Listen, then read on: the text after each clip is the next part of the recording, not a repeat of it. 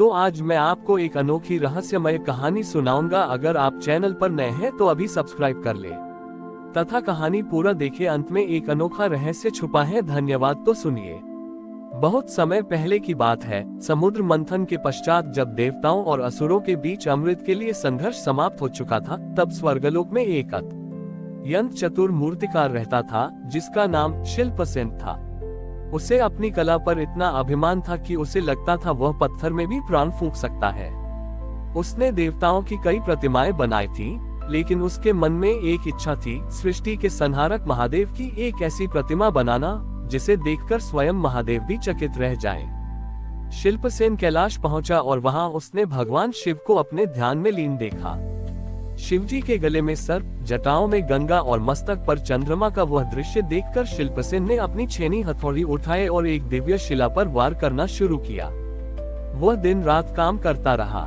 उसने शिवजी की जटाओं का एक एक बाल, उनकी आंखों की सौम्यता और उनके त्रिशूल की धार को हूबहू पत्थर पर उकेर दिया।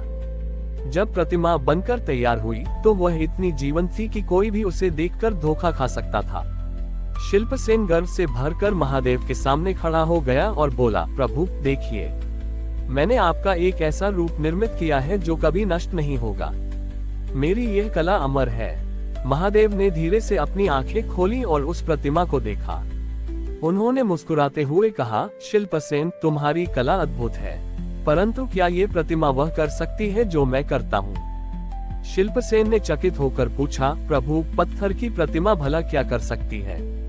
ये तो बस आपके स्वरूप का दर्शन करा सकती है। शिवजी ने कहा, एक कलाकार तभी पूर्ण होता है जब उसकी रचना केवल सुंदरता ही न दिखाए, बल्कि परिवर्तन का माध्यम बने।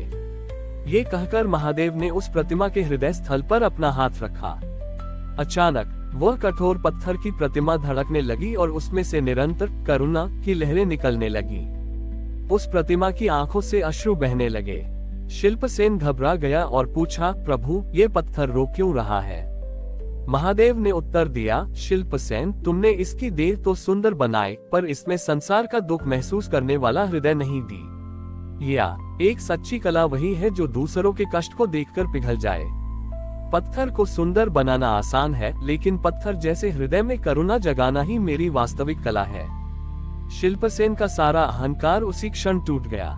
उसे समझ आया कि कला केवल बाहरी दिखावे के लिए नहीं, बल्कि भीतर की संवेदना जगाने के लिए होती है। उसने अपनी छेनी हथौड़ी त्याग दी और जीवन भर के लिए दीन दुखियों की सेवा में लग गया। महादेव की वह करुणामयी प्रतिमा आज भी प्रतीक है कि भक्ति और कला का अंतिम लक्ष्य हृदय को कोमल बनाना है। शिल्पसेन ने जब उस पत्थर की प्रतिमा को रोते हुए देखा तो उसका अंतर्मन पूरी तरह बदल गया। उसने महादेव से प्रश्न किया कि हे प्रभु, यदि यह प्रतिमा अब जीवित है और संसार का दुख अनुभव कर रही है, तो क्या इसे भी मेरी तरह वृद्धावस्था और मृत्यु का कष्ट सहना होगा? क्या ये भी समय के साथ धूल में मिल जाएगी?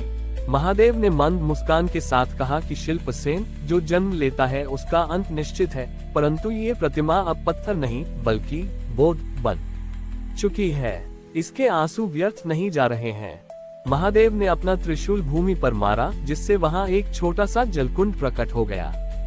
प्रतिमा की आंखों से गिरने वाली करुणा की बूंदें उस कुंड में गिरने लगी। शिवजी ने बताया कि यह जल अब उन लोगों को शांति प्रदान करेगा जो मानसिक अशांति और कठोर हृदय के रोग से जूझ रहे हैं। समय बीतता गया और शिल्पसेन वृद्ध हो गया। एक दिन वह उसी प्रतिमा के पास बैठा शिव नाम का जप कर रहा था। तभी वहां एक राजा आया जो अपनी क्रूरता के लिए प्रसिद्ध था। उसने शिल्पसेन से कहा कि वह उसके लिए भी एक ऐसी ही प्रतिमा बनाए ताकि वह अमर हो जाए। शिल्पसेन ने शांति से उत्तर दिया कि राजन, मैं अब पत्थर नहीं तराशता, अब मैं केवल अपने भीतर के पत्थर को पिघलाने का प्रयास करता हूँ। राजा को क्रोध आ गया और उसने उस प्रतिमा को तोड़ने के लिए अपनी तलवार उठा ली। जैसे ही तलवार प्रतिमा से टकराई, उसमें से कोई पत्थर का टुकड़ा नहीं गिरा, बल्कि एक दिव्य प्रकाश पुंज निकला जिसने राजा की आंखों को चौंधिया दिया। उस प्रकाश में राजा को अपने द्वारा किए गए सारे पाप और उन लोगों की चीखें सुनाई देने लगी जिन्हें उसने सताया था। राजा का हाथ कांपने लगा और वह वहीं भूमि पर गिर पड़ा। प्रतिमा के हृदय से निकलने वाली करुणा की तरंगों ने उस क्रूर राजा के भीतर के अहंकार और क्रोध को शांत कर दिया।